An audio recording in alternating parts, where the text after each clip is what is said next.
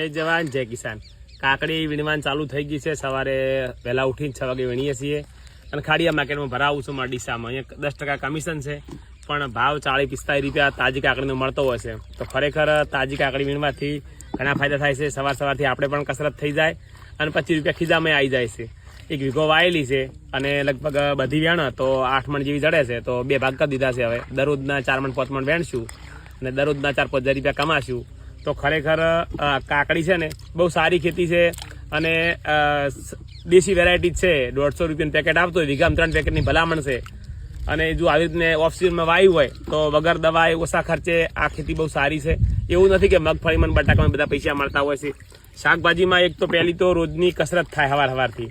એ બોને સવારે વહેલું ઉઠાય અને રોજની આવક પણ થાય. જો કદાચ એકાદ વીઘો આવું કર્યું હોય તો આપણી મગફળીના કદાચ ભાવ તાલ ઓછા આવે.